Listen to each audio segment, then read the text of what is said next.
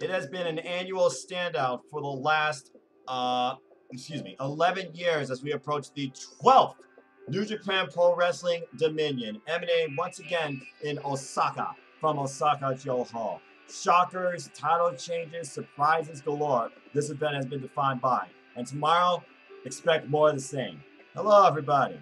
I'm just a simple man. My name is Noah Foster, and welcome to this Simplin Predictin video for New Japan Pro Wrestling Dominion 7/12. The 7/12, of course, representing the date, as of course this one was delayed due to events that affected the world. As Dominion is usually a standout for the last several years for June, only taking place in July one other time. And ironically, that was their biggest attendance to date. Now, of course, with the fact they're only using 1/3 of actual venue for fan attendance, of course, with all the coronavirus precautions in place, as far as covering face and nose, and only clapping is involved, as far as vocalizing yourself as a fan, we're in still for an incredible night.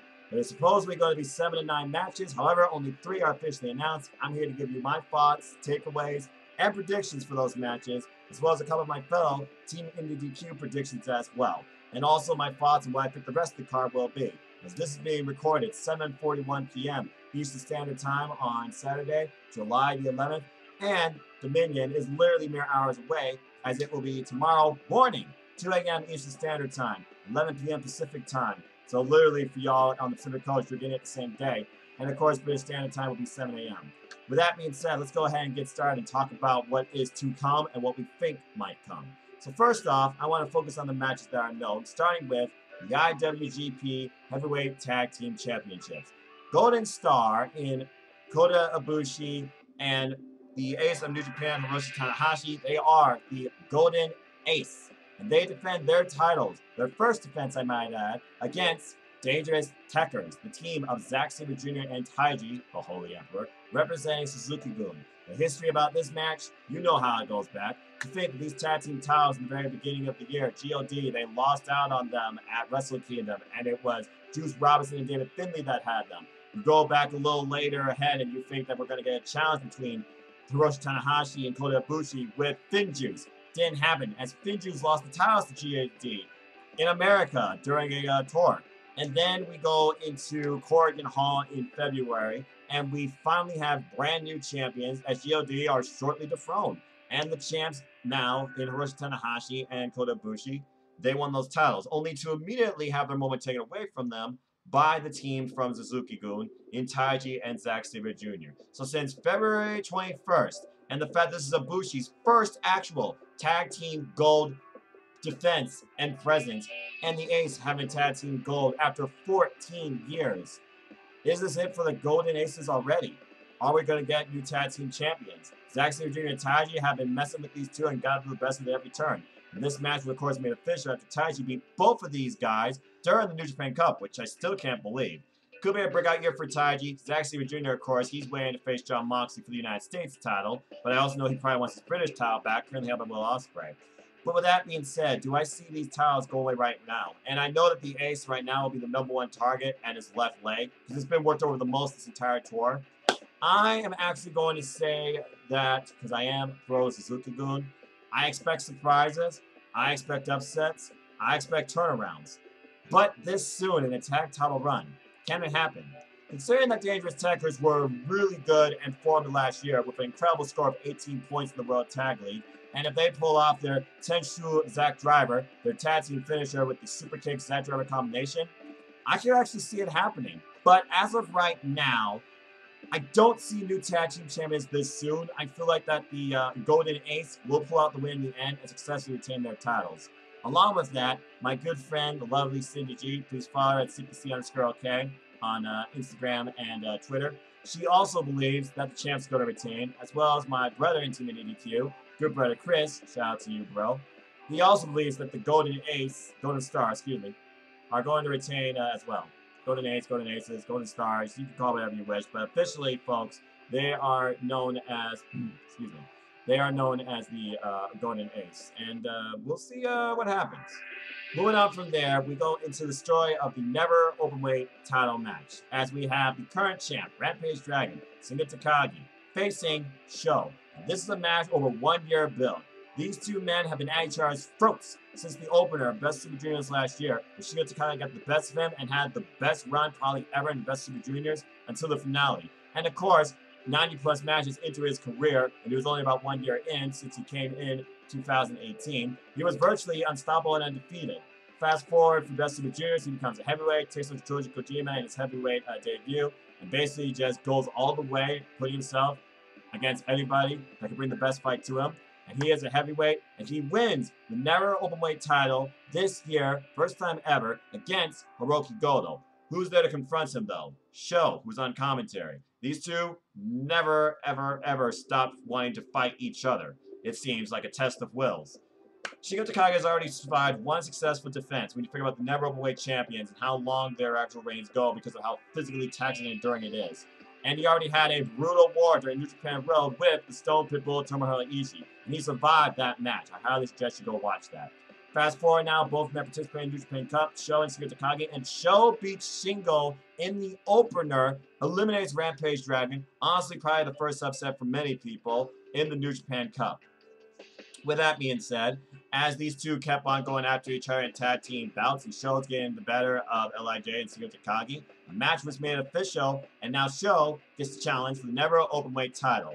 Which is good for him, because I feel like, since he has won half of the IWGP Junior Heavyweight Tag Team Champions, but his partner Yo will be out for a number of months due to ACL injury, it's time for him to focus on a singles career, and see what he can do with it. With that being said, do I see Shigeru Takagi losing the Never Openweight title in his second defense? I don't know. Shigeru Takagi is a whole different level of wrestler, and he exemplifies the spirit of Never, wants to unite them. That's why he's both 1/3 of the Never Openweight and is the Never champion. And he really wants to push these titles to the moon. With that being said, Shigeru Takagi is one guy that is hard to bet against. And I feel that right now, he is going to successfully retain this title.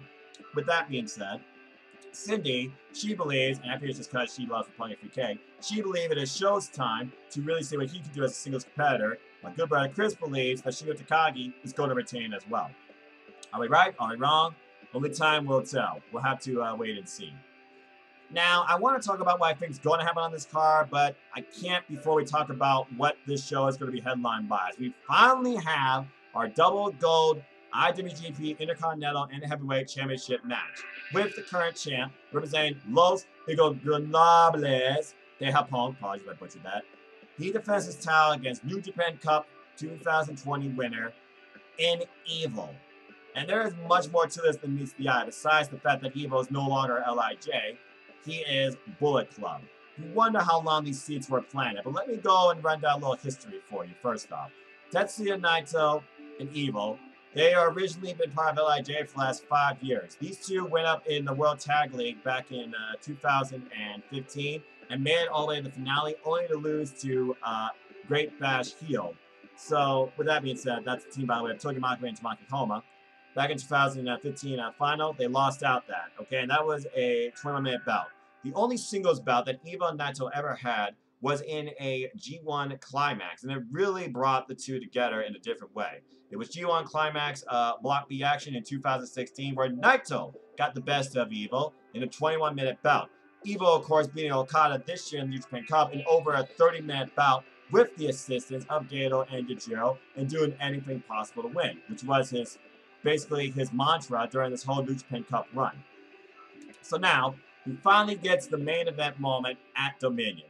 Dominion has had a lot of misfortunes for Tetsuya Naito. Tetsuya Naito's been involved in tags, been involved in singles, been involved in mobile championship matches ever since 2013. 2013, he beat Yujiro. 2014, he beat Tama Tonga in singles matches. 2015, he tagged with Tamaki Homa, beat Bullet Club's Fale and Yujiro. It wasn't really until 2016 on where he got really into the main event picture. And he's had mixed fortunes. 2016, he lost the IWGP Heavyweight title to Okada. 2017, he lost the Intercontinental title to Tanahashi. 2018, he lost the Intercontinental title to Chris Jericho. In 2019, he won the Intercontinental title back to Kota Ibushi. So, to put it for you in plain terms, this will be his second defense for the IWGP Heavyweight Championship and the third defense of the Intercontinental Championship at Dominion. Can Naito continue this reign as the double champion? That's the question. There's been no stranger when it comes to shocka in Osaka, as the expression goes. We've seen upsets, we've seen surprises, although AJ Styles did beat Okada for the title back at Totaku, and Okada won it back at Dominion. Bottom line is this, with the idea of still Hiromu Takahashi, who wants to challenge Naito for the double gold, still waiting way in the wings. And I'm sure Sonata wants to go after Naito too. I thought Sonata would be the one to go to Bullet Club.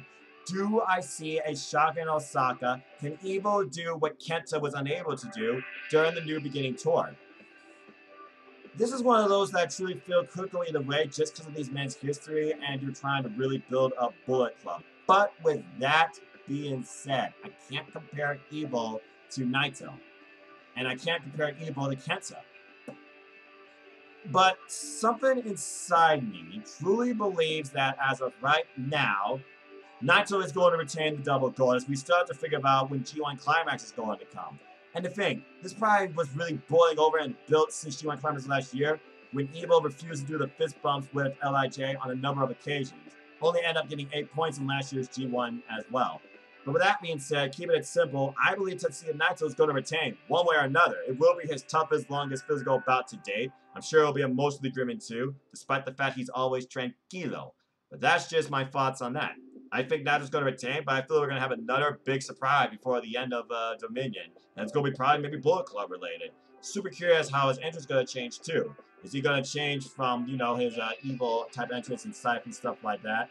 I know that his followers supporters won't be supporting him, especially Milano, who literally cried at the end of New Japan Cup Final. That's sad. Poor Milano. I feel like he's been hurt the most. And I'm also thinking how this affects the fact that he has 1/3 of the never overweight 6-man tag team champions. I imagine his title is going to go to Sonata now because he's no longer LIJ. Bullet Club might have a bid now to go after those titles, maybe at some Goku Lord. We'll have to wait and see. With that being said, those are the only matches right now that are actually known so far for Dominion. So let me go ahead and talk to you about some other stuff that I think is going to happen. As they said, there's going to be 7 to 9 matches, so we got at least 4 more matches to come. We got a match that's going to be a Young Lion Open Showcase and some special tags. I could definitely see more of Hiroki Goto and Gabriel Kidd going at against veterans, maybe in Yuji Nagata, maybe in Rizusuke Taguchi. I definitely see Okada looking for revenge against Bullet Club, and I can see Gato, Jado, and Yujiro taking on the Chaos faction led by Okada. Okada's going to be super pissed. I could also see more in Suzuki-gun as Yoshinobu Kalamaru and El Desperado. They might take on the team of Master Wato, who came off his win against Dukai in a very impressive bout. And his tag team partner might be Tenzin. After Master Wild's debut, of course, Tenzin came out and saved him from the post-beatdown attack by Dukai and Kalamaru. It makes you wonder now, does Tenzin believe that he could fit as part of Honkai, which is of course a faction that's all led by the veterans, like Satoshi Kojima and Hiroshi Tenzin. But we'll have to wait and see. By the way, ridiculous roundhouse kick and that beautiful corkscrew splash that we don't know what it stands for. Beautiful stuff. I really like Master Wato and what he brings to the ring. Also think about other stuff. I also think about the junior heavyweight tag team titles. Will they be vacated? Will there be a tournament up for those? With the fact that Yo is out indefinitely due to injury.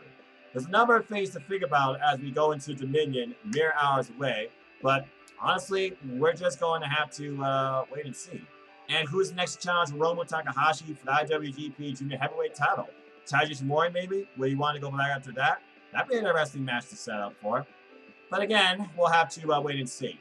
With that being said, please stay tuned, folks, to Dominion, as I will be back as well with a Simple Take review afterwards. And then following Dominion, the summer of wrestling and New Japan Pro Wrestling is only going to get started. As following that, we have a New Japan Road special and some Goku Lord, and then a tour called the Summer Struggle, which I imagine will be used to set up towards the G1 Climax that I believe has to be happening in the fall. And I can only imagine when everybody can finally return to New Japan Pro Wrestling, all of Bullet Club, all of Chaos, and other people like John Moxley, who's still the United States Champion, what craziness will ensue. And by the way, Minoru Suzuki, get well soon. With that being said, those are my brief thoughts, takeaways, and predictions on Dominion. And by the way, in case you didn't hear me, Cindy said Naito, and Chris says Naito as well. Tranquilo, asinine. We're going to have to wait and see what happens, but it's already been a day of shockers, and New Japan Pro Wrestling is definitely bringing stuff that people are not expecting. I expect more to come in mere hours as we wait for Dominion. That's all I have for now, so thank you for tuning in. If you want to know more about me, know this. I'm just a simple man. and a lifelong fan of ... wrestling. So follow me on Twitter, NoDQ.com/Noah. Follow me on Instagram, @MFoster9016. Follow the Simplin YouTube channel here at youtube.com/user/Noah Foster210 for all things wrestling. Shout out to my NJPW family, primarily NJPW and ATW. I'll be back with a simple take on Dominion, as well as another episode of AEW Spark. There will be coverage for Extreme Rules because I do follow sports entertainment, still to a degree, and so much more. But this channel will primarily focus on AEW and JPW for the foreseeable future. I guarantee you that, as well as my simple chats with all of you, because I enjoy connecting with you. Thank you to all 159 that's been following me on this YouTube creator's journey for the last near 2 years. It's not landing anytime soon. I hope I encourage you to follow your passions, be yourself, and have fun. Don't fear being a wrestling fan. Don't fear judge and critique. It's going to come, but it doesn't have to stop you or define you from finding your joy. With that being said, support NoDQ, support WrestleJoy, support the Get Cherry brand, buy a shirt, support the Jeff Meacham Network, support Pro Wrestling Discussions, support Team All Elite, support independent wrestling, because that's the heart of this. Support wrestling, support pro wrestling, support one another. And as always, I'd like to close. Support wrestling outlets, both big and small. Let's keep going some incredible, diverse, unique, elite, authentic, unrestricted, unscripted wrestling community together. Simple as that. With that being said, thank you so much. Please like, share, subscribe, comment, tell a friend. Hit the bell to know when the next video goes live on this channel. Hit the subscribe button. Help me grow this YouTube community and help me grow this channel. For the better, for the greater, for the love and passion of wrestling. Until the next video, take care, enjoy life. Tomorrow's never guaranteed. Trust your families, enjoy wrestling, find something or someone that connects with you. Wear a mask, cover your face, cover your nose, be safe, be smart. Continuo, sayonara, have a good night.